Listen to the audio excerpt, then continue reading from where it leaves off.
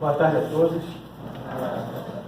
Feliz estar de volta aqui na escola. Eu já tive a oportunidade de ministrar uns cursos aqui na pós-graduação há muito tempo.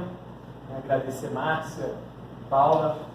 Elas gostaram do curso, elas me inclinaram para vir aqui dar palestra, então acho que foi positiva a nossa experiência. A Roberta também foi minha aluna, foi uma experiência muito boa. E eu lancei esse livro que vocês receberam aí em junho passado, agora. Na verdade é um folder, né? Mas agora, para inovar, sem dinheiro, a gente tem que fazer um livro folder. Mais atrás tem um QR Code, onde vocês têm acesso no portal do IPE, todo o conteúdo dele que está lá dentro também, os capítulos. Né? Então a minha ideia aqui hoje é dar um panorama dos resultados principais desse livro, né? Que na verdade é uma coletânea que eu organizei ano passado, que a gente lançou agora, trazer um pouco do que a gente vem produzindo e no final, se tiver tempo, acho que tem uma meia hora, né? Se tiver tempo eu abordo um pouquinho sobre a questão da cultura de inovação. Estava conversando aqui com o professor Celso Camilo, ele explicando um pouco, vai apresentar para vocês sobre a experiência dele na implementação lá na Secretaria de algumas inovações, na área específica de inteligência artificial. E o meu foco é sempre, como analista, como pesquisador, é sempre entender como é que foi feito o processo. Como é que você conseguiu, de fato, fazer com que ideias muito brilhantes e interessantes se tornem, de fato, inovação. Porque esse é o grande desafio. E um outro desafio para quem está nessa área, está ministrando curso ou escrevendo, é também identificar ou mapear o nível de conhecimento da plateia. Eu sempre digo, eu perguntei 3 vezes, 4 vezes para a Márcia: Márcia, qual o perfil? Márcia, qual o perfil? Ela dizia qual o perfil, mas isso não quer dizer nada em termos de inovação. Porque pessoas podem ter doutorado em determinadas áreas, mas não conhecem o tema de inovação para dentro do governo. Né? Quem aqui já fez curso de design thinking? Quem já fez curso de inovação? Então, boa parte já está engajada. Isso é muito interessante, que na conversa a gente almoçou há pouco, e eu tenho me fascinado com a evolução dessa temática. Há 2 anos atrás, acho que no último curso que eu estava aqui, eu fiz uma rápida apresentação sobre inovação, e ninguém fazia ideia de que se tratava voltado para o serviço público. Eu já estou uns 4 anos no curso de inovação, e a evolução da nossa capacidade de assimilação e dispersão e aceleração do tema é muito grande. Né? Isso torna um desafio também para a gente que está pesquisando, mas é satisfatório saber que o tema está andando bem rápido.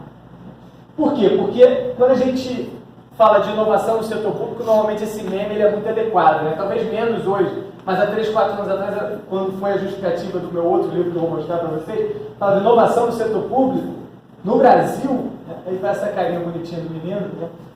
E esse meme me chamou muita atenção, porque há 4 anos atrás, 5 anos atrás, quando eu trabalhava no Ministério do Planejamento, a gente elaborou o primeiro programa de inovação em governo, que era o programa InovaGov, que é a rede InovaGov do governo federal.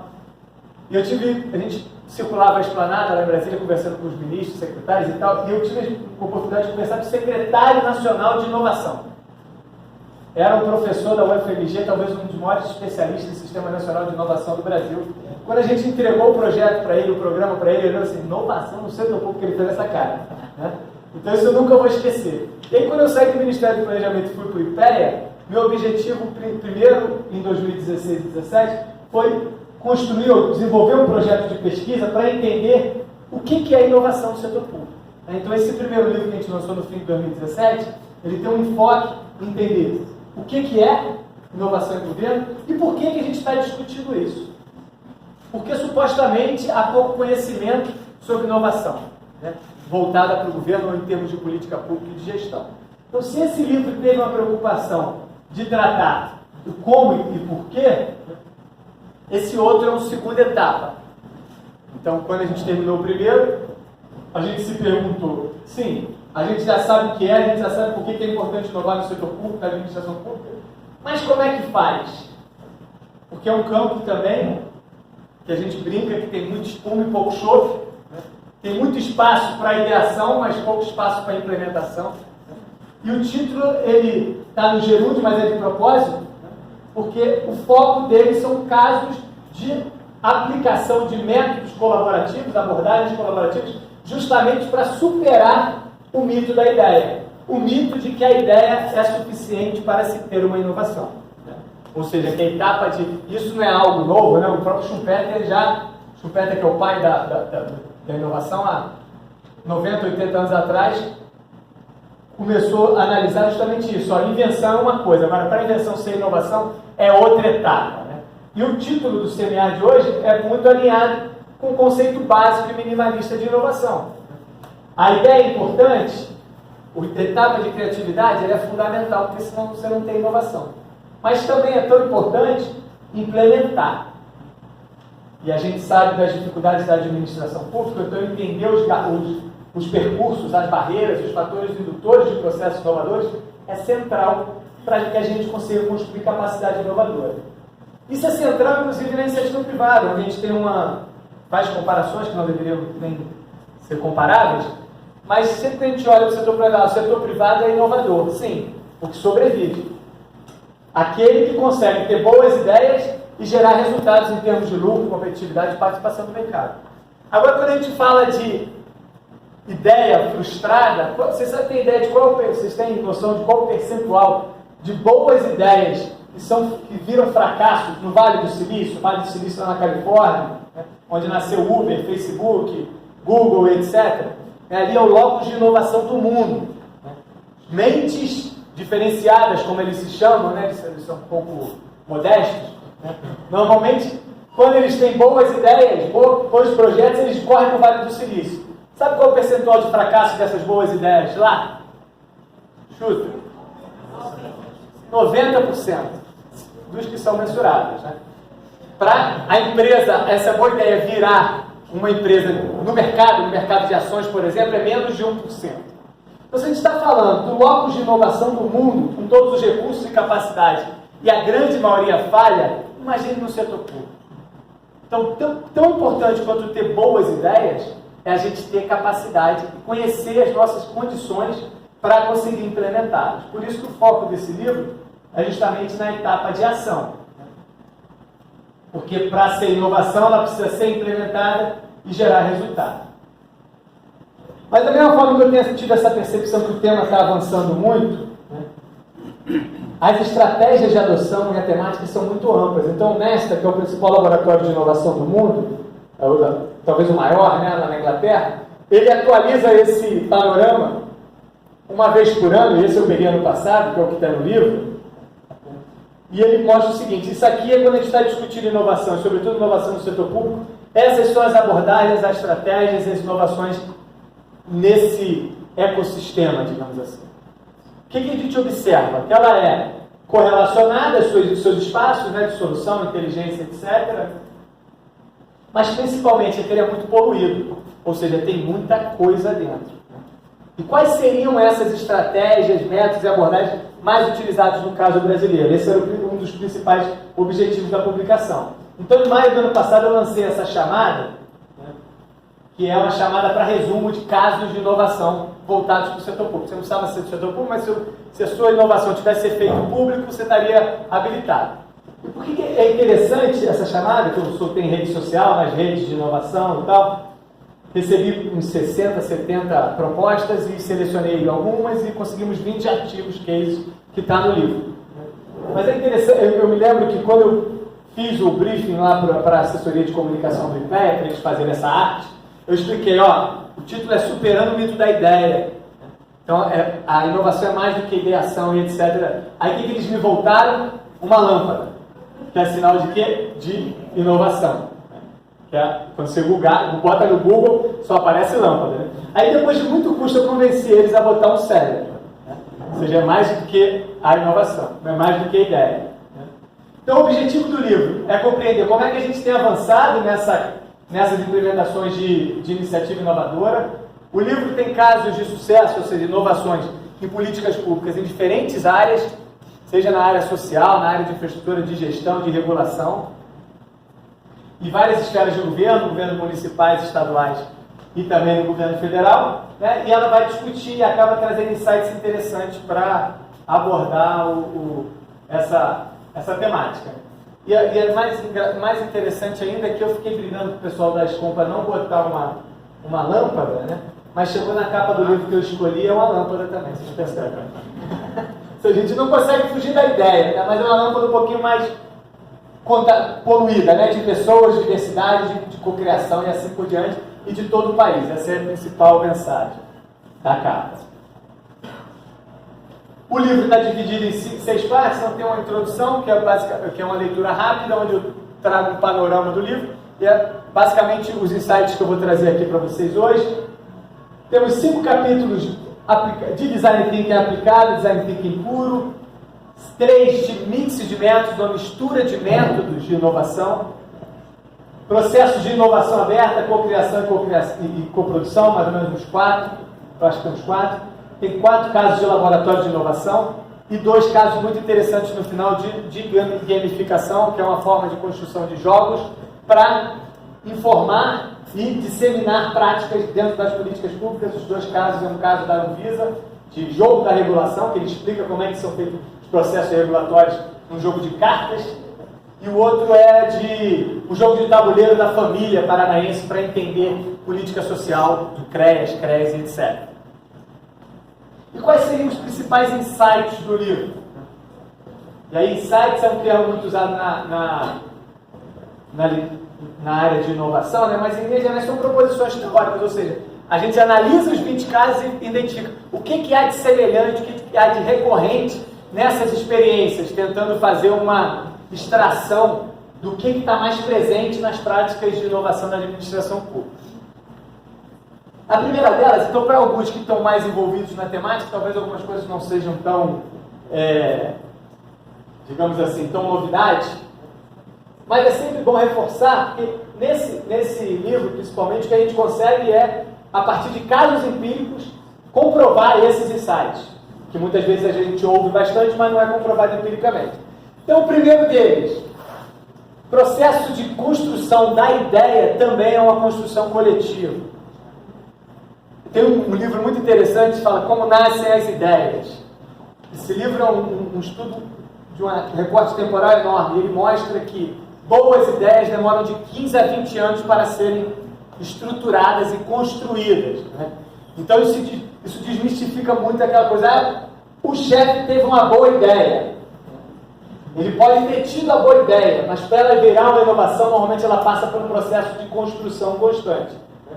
A gente faz muito isso, e Paulo deve fazer também na semana que vem no curso de Design Thinking. Eu estou fazendo um merchan do curso dele aqui, Design Thinking, no laboratório, né?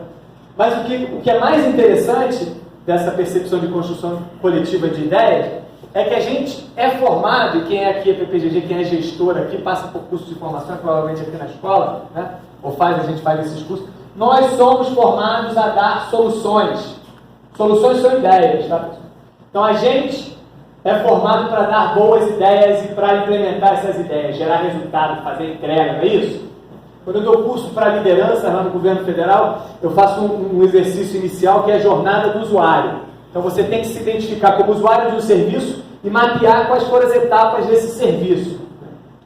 Normalmente nós gestores, o que a gente faz? Na metade do fim a gente já dá um monte de solução. Eu já sei a solução, né? Isso pressupõe o quê? Que você não entendeu nem o problema, né? Ou que você tem para si que o problema é único, né? Então, essa ideia de construção coletiva, ela serve tanto para o desenvolvimento da solução, mas principalmente para entender nossos problemas. A grande maioria das políticas públicas falham porque as soluções não são adequadas ou não se encaixam nos problemas. A gente tem uma ideia de que os problemas do município, vou falar do governo federal que é mais fácil para mim, que problemas no semiárido a gente se resolve no 8º andar do Ministério do Desenvolvimento Social, no ar-condicionado de 4 pessoas que nunca foram para 100 metros, 100 quilômetros para dentro do Nordeste, só vai para o litoral. A gente tem ideia, as nossas ideias são maravilhosas, porque deram certo em algum outro lugar, mas elas não condizem com a realidade do semiárido. Então, o próprio processo de construção do problema é um desafio muito grande, né? E essas experiências mostram que as ideias iniciais, mesmo aquelas vindo de cima para baixo, elas foram desenvolvidas e construídas com a equipe toda. E com os usuários, principalmente. O segundo é algo que pode parecer óbvio, né? Mas é sempre importante repetir, que não tem replicação 100% de processos inovadores. Ou seja, não tem aquela etiqueta, né? Um tamanho não serve para tudo. Aquilo que deu certo na Secretaria Municipal de Educação uma baita evolução lá em Anápolis, você não vai implementar ela 100% aqui, porque não vai dar o mesmo resultado. O reconhecimento disso é importante, até para você basilar suas expectativas. Né? Você tem que entender que inovação, na sua grande maioria, são processos adaptativos. Né? Mesmo de áreas diferentes, mesmo às vezes de equipes diferentes, são momentos diferentes, recursos diferentes, realidades administrativas diferentes. No caso da inovação, isso é fundamental, porque a gente tem costume, no setor público principalmente, de replicar boas práticas ou disseminar boas práticas. Isso é importante, isso é fundamental. Mas a gente tem que entender que ela não vai ser replicada, ela vai ser adaptada. Durante décadas e décadas, o Banco Mundial tentava implementar boas práticas em Moçambique que vinham da Dinamarca ou da Suécia. O fracasso era imediato. Reconhecer essas diferenças é fundamental para que a gente alcance nossos resultados. Hoje em dia, até os organismos multilaterais entendem que é necessário essa visão de adaptação. O terceiro, então um pouco relacionado com a conversa que eu estava tendo aqui com o professor Celso, a ideia de mistura de métodos e incorporações de novas metodologias, por exemplo. Praticamente todos os capítulos desse livro têm elementos de design thinking. Né? Os que são mais tecnológicos, eles utilizam a tecnologia e vão adaptar a tecnologia a partir de princípios, seja design thinking, métodos ágeis e etc. Ou seja, a mensagem principal é que você não precisa ficar preso a uma única abordagem. Na verdade, o processo é de aprendizado constante. Então você vai aprendendo constantemente de que aquele método deu certo, aquela estratégia não deu, como é que a gente adapta ela à realidade do nosso serviço ou do nosso processo. Né? Então essa mistura tem sido muito interessante. Uma quarta, o Paulo mencionou, prototipagem, que é um termo ainda relativamente novo para quem é da área pública, né? Ou quem trabalha com serviço público, embora isso tenha cada vez mais ganhando espaço. É a ideia de que inovação, pessoal, inovação é tentativa e erro. A gente tem que tentar errar para acertar. Ninguém acerta de primeira, muito pelo contrário, a gente erra muito mais do que acerta.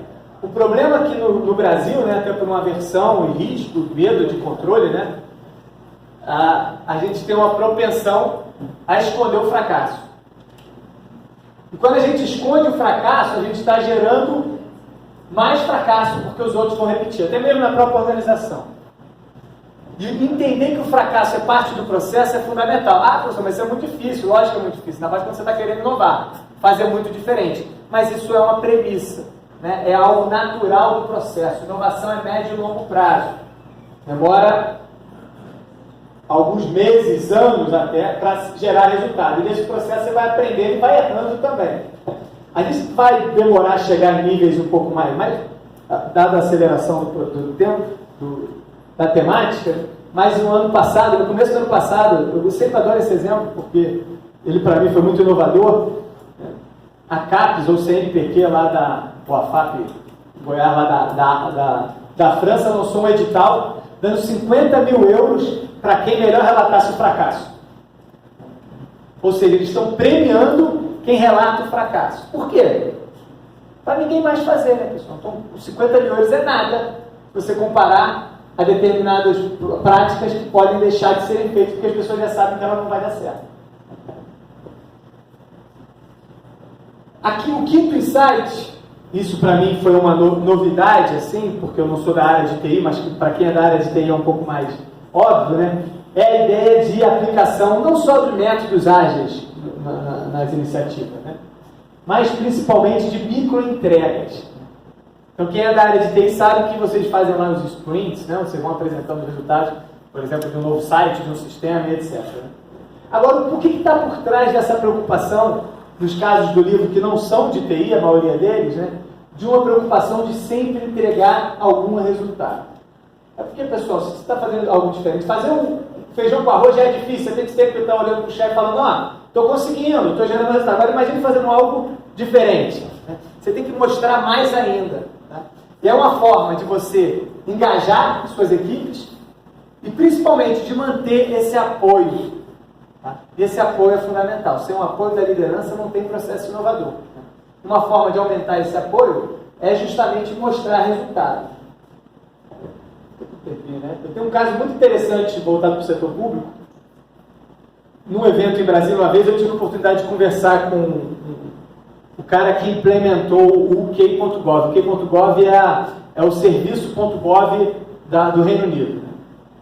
Cara, super gente boa, a gente foi almoçar porque a empresa que eles implementaram lá na Inglaterra, né, lá no Reino Unido, era a mesma que a gente tinha contrato com o Ministério do Planejamento na época, que estava sob a responsabilidade da minha unidade lá de implementar o serviço.gov. Isso em 2015. Né? E aí, almoçando, eu tinha que fazer uma pergunta para ele, eu perguntei para ele, se você fosse imaginar, ou se você fosse definir qual foi o principal indutor dessa experiência, o UK.gov é simplesmente sensacional. São 4 plataformas, tem uma plataforma que você acessa todos os serviços da Inglaterra, do governo britânico, tem outra que avalia automaticamente o tempo que ele gera, é sensacional, um dos melhores portais de serviços que tem no mundo. Né? Aí a resposta dele foi o seguinte, mostrando o resultado. Aí eu falei assim, como assim? Ele falou assim, eu vou te dar um exemplo. Quando eu fui chamado, o cara era do Google. Quando eu fui chamado pelo ministro lá, um ministro lá acho que ele, sei lá, acho que ele indústria e comércio, não sei qual era o ministro, do interior. Falou assim, quando eu fui chamado, ele me deu 4 pessoas na equipe. Mas ele me falou o seguinte, eu vou te dar 4 pessoas, você vai ter uma equipe de 5 pessoas no começo, mas eu vou te levar para toda a reunião ministerial e você vai ter 5 minutos para apresentar resultado. Aí eu falei, beleza, mas eu não vou ter nada em 15 dias. Ele falou, não, você vai ter alguma coisa, porque você não vai ficar 15 dias trabalhando? Bom, ele falou, então tá, então você vai ter os 5 minutos na reunião ministerial na Inglaterra, você vai para apresentar, beleza. Ele falou, toda vez eu apresentava, fazia um pitch, né, aquela apresentação rápida, de 5 minutos. Em 2 anos, todo fim de reunião, chegava um ministro e falava assim, ministro da Educação, gostei, vou mandar uma equipe para você. Gostei. Em 2 anos ele aumentou de 4 para 250 pessoas, de todos os lugares. Né? Então assim, é importante, lógico que está falando de um caso extremo, mas é interessante que foi a demonstração de impacto e resultado que fez com que ele, de pequenas entregas, que fez com que ele chegasse no resultado final, que foi a revolução em termos de serviços digitais na Inglaterra.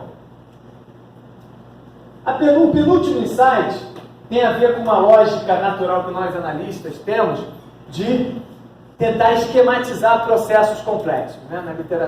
Na academia a gente chama isso de heurística. O que é heurística? Quando o negócio é muito complicado, você cria um sisteminha, um ciclo, alguma coisa, uma espiral nesse caso, que facilita até a gente mesmo que entende do assunto, que está imerso no assunto, entender. Né?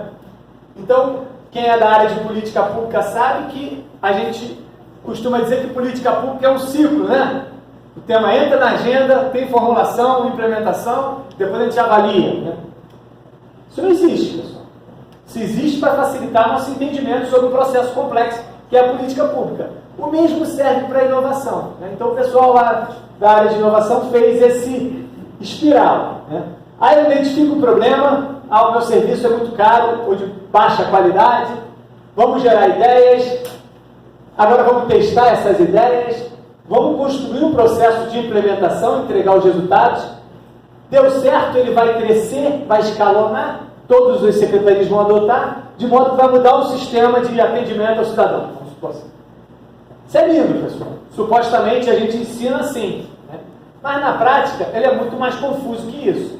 E esse é um dos elementos interessantes do design thinking, como desses métodos que se baseiam no design, que faz com que você saia dessa sequência linear, porque os processos, ainda mais na dinâmica da administração pública, eles são muito pouco lineares. Né?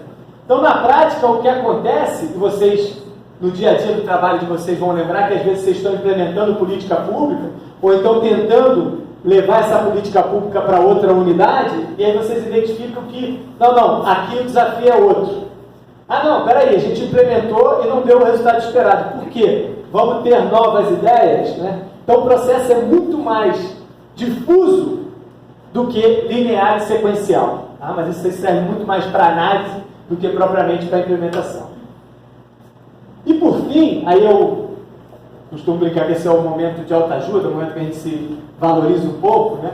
Mas brincadeiras à parte, no livro anterior, eu vou até trazer aqui, mas eu não estou com muito tempo para falar sobre cultura de inovação, mas no livro anterior eu fiz um quebra-cabeça que eu vou mostrar para vocês, né?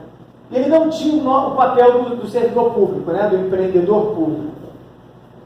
E alguns colegas de consultoria, que trabalham com o governo, mas de consultoria, dessas consultorias que prestam serviço para o governo, conversavam comigo na época do lançamento, depois que eu encontrava, dizendo que você esqueceu de um elemento central. Todos os processos que a gente participou, que foram premiados ou considerados inovadores, se não fosse o engajamento, a participação e o envolvimento dos servidores públicos do projeto, do staff, né, do time, eles nunca iriam para frente.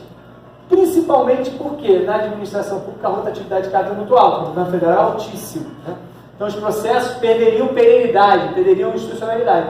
Mas esses servidores, pela sua estabilidade, eles acabam mantendo os projetos, engajando nos projetos. Né? Então é um momento de autoajuda porque valoriza o nosso papel como servidor, né? Mas ele de fato é central, a gente não pode esquecer isso, porque se inovação é de médio e longo prazo, quem fica na administração pública nesse tempo é aquele que vai carregar de fato o projeto, dar continuidade ao projeto.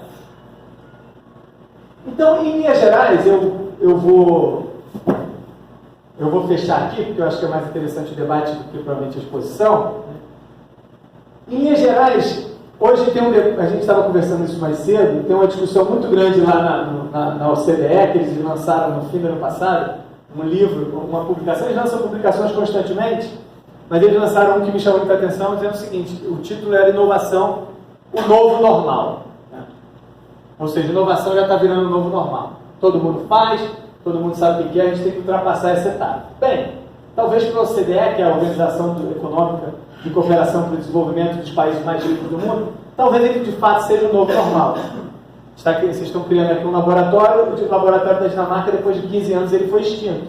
Né? Porque lá, de fato, já foi ultrapassada essa discussão inicial. Né? Para a gente ainda não é. Né? Então, quanto mais a gente desenvolve práticas, capacitações, né? Conhecimento sobre a inovação adequada, e principalmente esse é o nosso objetivo, desafio, a gente precisa entender processos inovadores aplicados à realidade do Estado de Goiás, aplicada à realidade da Secretaria. Qual é o tipo de relação que um projeto inovador na Secretaria de Desenvolvimento, na sua relação com o ecossistema de inovação de Goiás. A gente não está no Vale do Silício, ou não está em Copenhague. Né? Então a gente tem que entender quais são nossos dilemas, nossos desafios e as nossas dificuldades para aí sim conseguir construir capacidade inovadora. Mas a mensagem principal do livro, e confirma a nossa premissa, é que de fato inovação é gradual, é complexo e é bastante dinâmico e multicausal. Certo? Confirmado. Mas principalmente que o suor e o esforço da etapa de implementação ela é tão ou até mais importante do que a genialidade. Aquelas boas ideias que a gente tem muito no fim de semana e quando a gente chega para conversar com o secretário desculpa te falar do secretário, não. Quando a gente chega para conversar com o secretário super ocupado no corredor e pergunta para o secretário: eu tive uma ideia genial esse final de semana, ele fala assim: me manda um e-mail, ele acabou com a tua inovação. Né? Então assim, a genialidade é importante, mas tão importante quanto é você convencer o secretário, manter o apoio, construir parcerias e implementar essa metodologia. Né?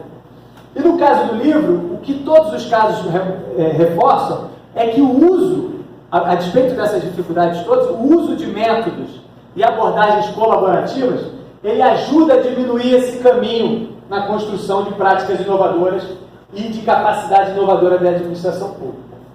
Ela é a panaceia de forma alguma. Método e abordagens colaborativas é um caminho, é uma estratégia que, junto com outras práticas de administração pública, ajudam a gente a chegar mais rápido e de forma mais eficaz a processos inovadores. Beleza? Obrigado. Eu paro por aqui porque eu já falei bastante.